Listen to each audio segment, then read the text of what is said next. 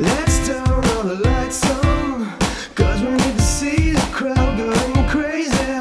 My imagination is running wild. Hey everybody, it's Kat here from Dolly Braid, and today I'm going to do a wee tutorial, and what I'm going to do is I'm going to try and show you how to cover blemishes and imperfections and achieve a medium to full coverage look while covering those imperfections but not looking cakey.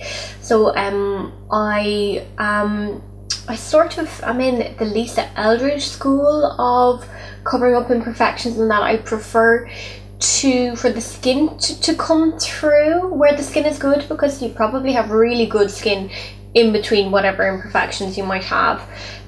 So I do like skin to look like skin, but also I do believe in taking a no tolerance approach when it comes to blemishes.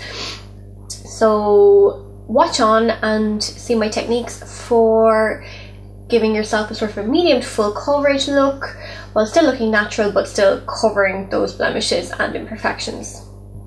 Okay, so I'm fresh out of the shower, meaning that I've already cleansed and exfoliated my skin.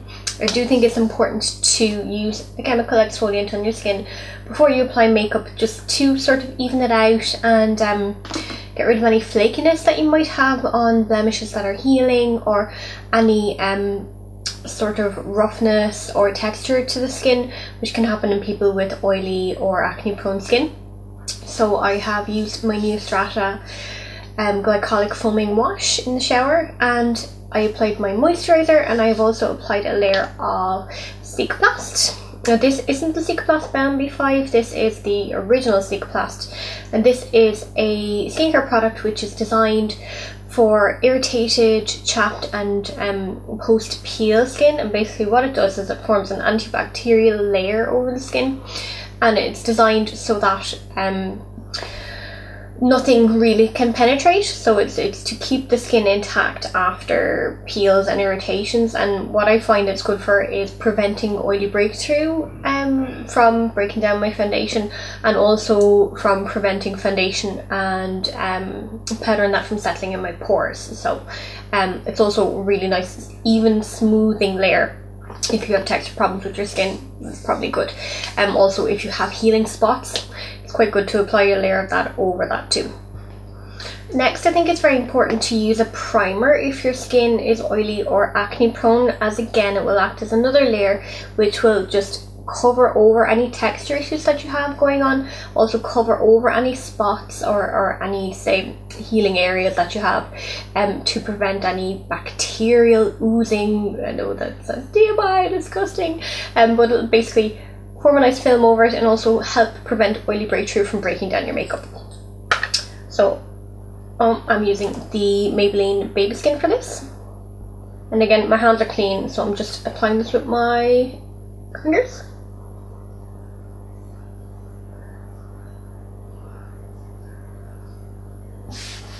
Next I'm going to apply my foundation, and I prefer to use not a full coverage foundation but more of a medium full coverage foundation, and sometimes I'll even mix that in with a bit of a lighter coverage, more illuminating foundation. I think when you have acne prone skin, some people can just take a full coverage foundation, just put it over their face just to mask everything, and that's totally understandable, and I totally used to that. But you know what? That isn't fooling anybody. People can just see that you have a face full of foundation. So what I like to do is use a more medium to full coverage, and then use concealer alongside that to cover up any blemishes, and the effect is a lot more natural and a lot less cakey. So the foundations I'm using today are the L'Oreal Infallible 24 Hour and L'Oreal True Match. The reason I'm mixing both of these is because the Infallible 24 Hour is a little bit dark for me. Also the coverage on this is a little bit more than I want for my skin at the moment, and the True Match is a little bit illuminating too, just to give that slightly more natural finish to the skin. So I'm just putting one pump on each of my hand, and I'm going to take my foundation brush, which is the Real Techniques buffing brush. I'm just going to mix them together on my hand.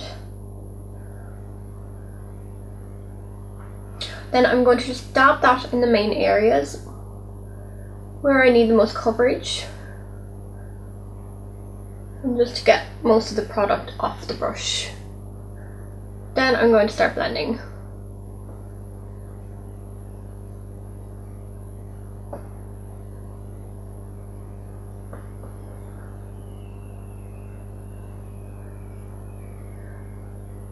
You're going to want to buff it less in the areas where you need more coverage, and then in the areas where you need less coverage, just bring the foundation outwards.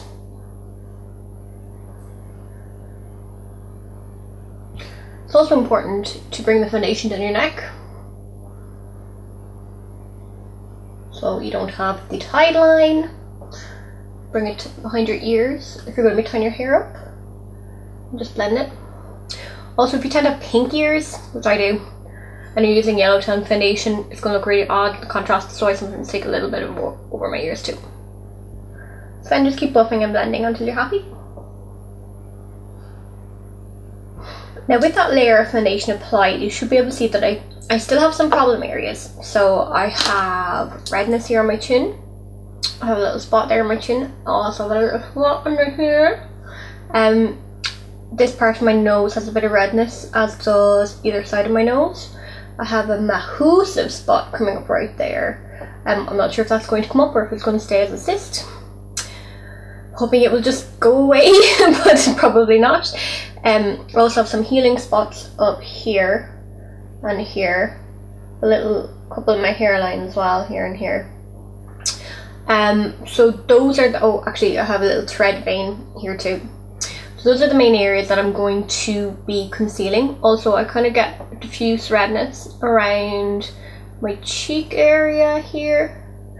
And I have sort of like tear stain marks either side of my eyes and the usual dark circles under my eyes. So I'm going to be using concealer around those areas. And I'm going to be using specific tools and specific concealers for the different areas, because the different areas need different types of concealers. I'm a full believer in the fact that you need to use the right tool for the job, and that is usually a brush that sort of fits the area. So if I have a small little pinpoint blemish to conceal, I'll use a tiny little brush like this. If I have a larger cyst-like blemish like this one that's going on here, I'll use a larger buffing style brush just to get in there.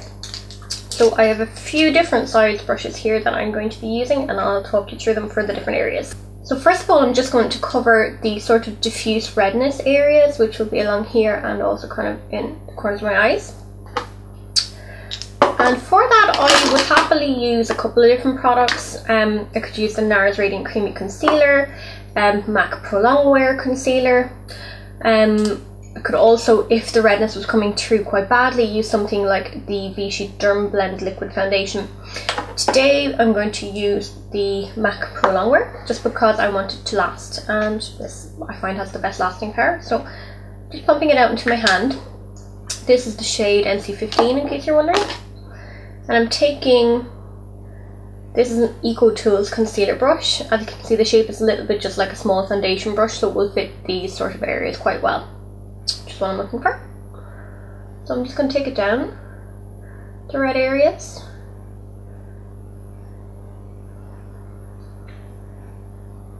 Down the bridge of my nose. And I'm going to use a little bit under my eyes too. And just in the corners.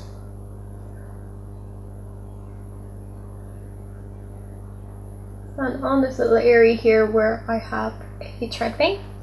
I'm also going to take that down my chin. And also a little bit between my brows. Like so. And I'm actually going to blend this out with my foundation brush, just to give it a bit more of a natural finish.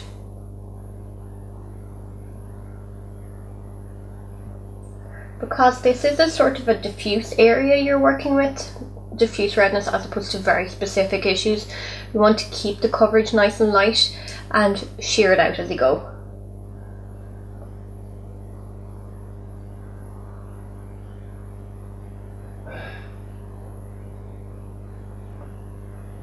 Now I'm just going to take a little bit of the NARS Radiant Creamy Concealer just for my dark circles.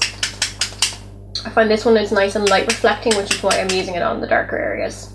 And I'm just taking it from the wand and I'm putting it onto the back of my hand and I'm going to apply it with a brush.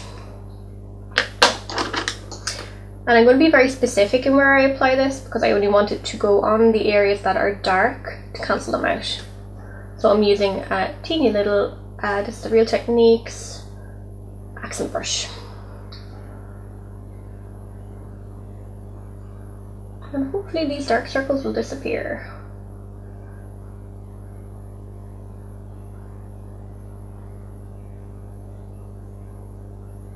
And I'm just going to pat that in with my finger just to remove any excess product.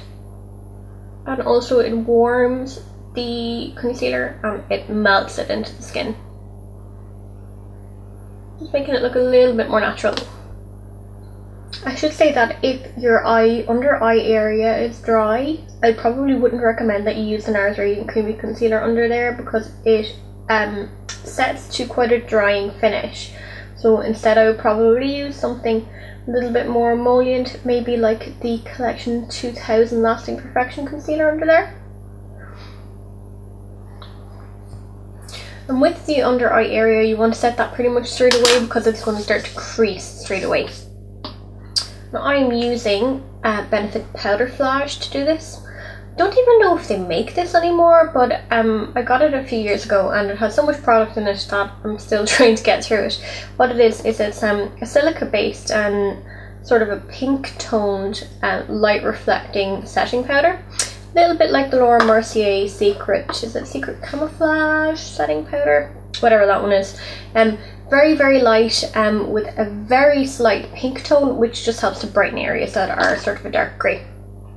And I'm going to use, this is my Inglot 6SS brush to do it, which is just a fluffy brush.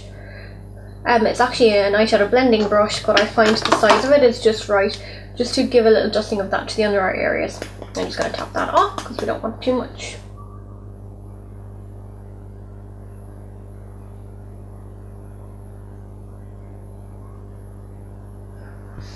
Okay, so now that my eyes are done, I'm going to move on to the more targeted areas. So little spots that I have, say around here, big whopper here, one up here that's healing, one on my chin here. I also have small ones around here. Basically anywhere that needs a targeted concealer application. I'm going to continue to use the MAC Pro Longwear Concealer for this, excepting maybe the really bad one that's there. I'm not sure if the Pro Longwear is going to cover that. If it doesn't, I'm going to reach for my Vichy Derm Blend, which will cover pretty much anything. I'm just going to see how I go and I will explain my application process. So I suppose we'll start with the big one and see what happens. What I'm going to do is I'm going to take a Real Techniques Deluxe Crease brush for this. The reason I'm taking this is because of the size and also the density of the brush. The brush is quite dense, so it's going to pick up quite a lot of product, which is what you need when you're going in for something that big and that red. So I'm just going to pick up a little bit of product off of my hand and I'm going to just press it on directly onto the area. Press very, very gently. So once I have the area covered, then I'm going to blend it out.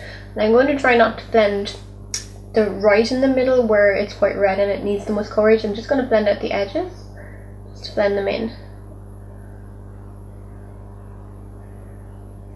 Just blending and pressing. You can go back in and you can press on more if you need to. Just blending and pressing.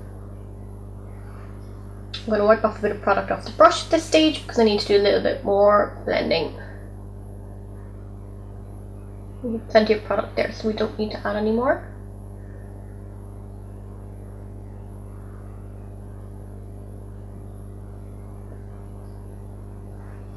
Now you can still see it a little bit, it's still a little bit shadowy, but I'm not worried about that because what I'm going to do now is I'm going to set it, and I'm going to set it with a mineral powder foundation, which will add that little bit more coverage that I need just exactly where the spot is.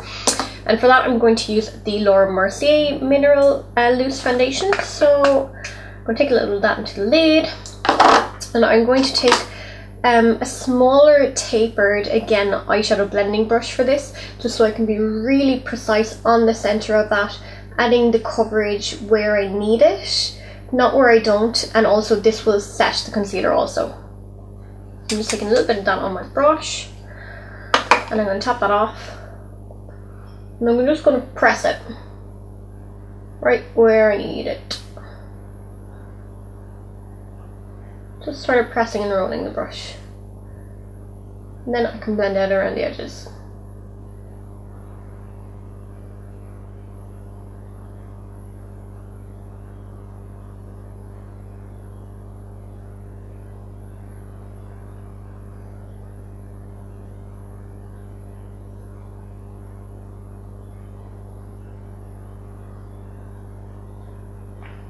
Hopefully you can see that now, that big old nasty spot is blending nicely into the skin. I'm going to do pretty much the same thing just on the other areas where I need to spot conceal with smaller brushes, because they're smaller areas. So I'm going to match the brushes up to the areas. So I'm going to use this little pencil brush up here and here and here and here. Again with the little bit of MAC Pro Longwear that is still on my hand. So I'm just going to press it on. I'm going to blend those now. Just going to press this in here.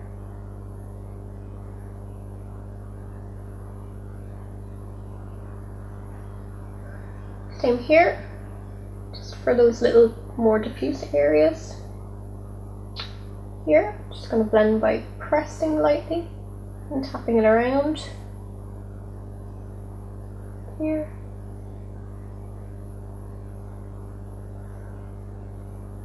Here. Here. I also actually have a little spot in my hairline. I'm just going to go in with what's left on the brush for that.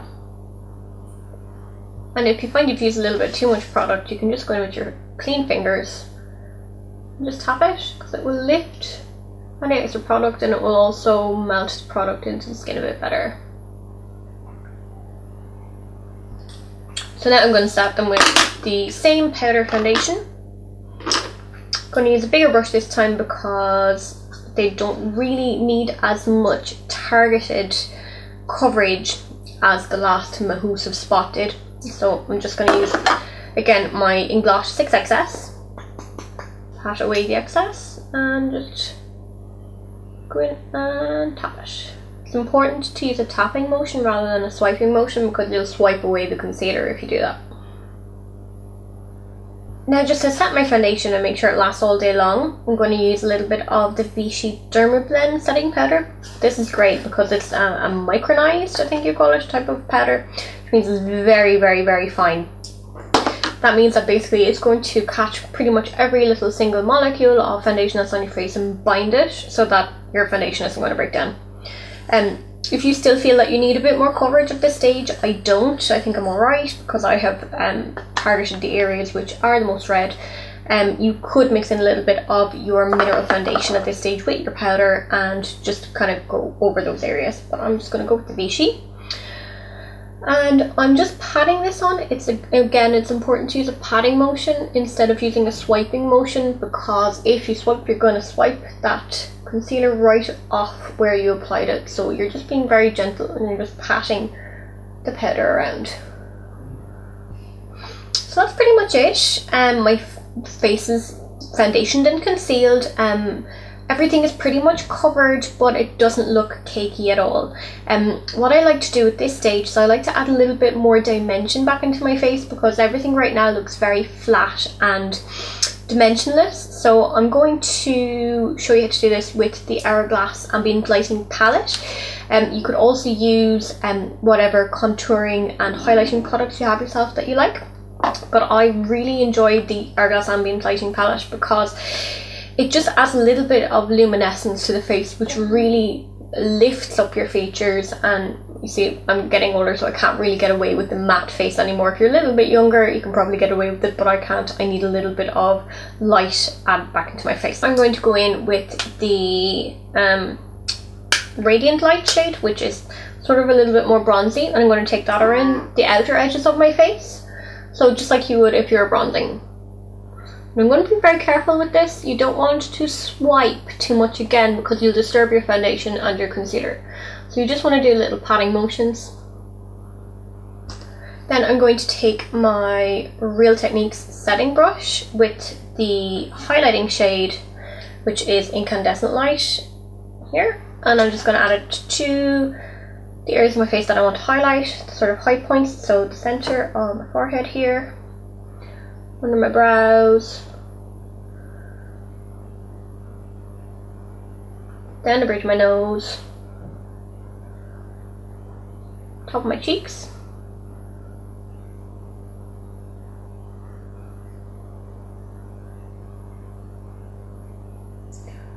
I'm going to take a teeny little bit just in where I have sort of tear staining here, just to lighten it up a little bit, and a little bit just on my chin and on top of my lip, right there.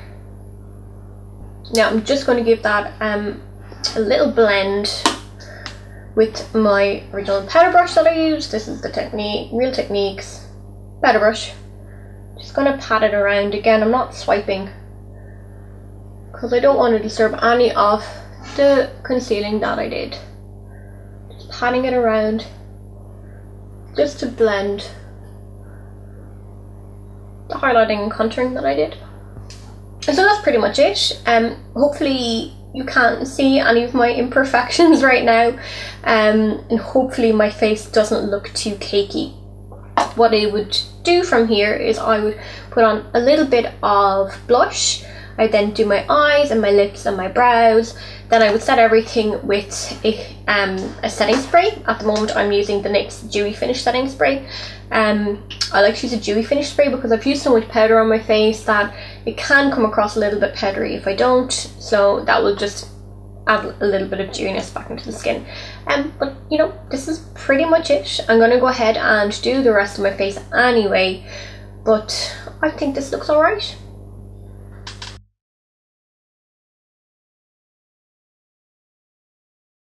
I didn't even notice the sound my body cares about this guy. I'm going to do my October favourites today and insert the usual, oh my god, it's the beginning of November, Halloween,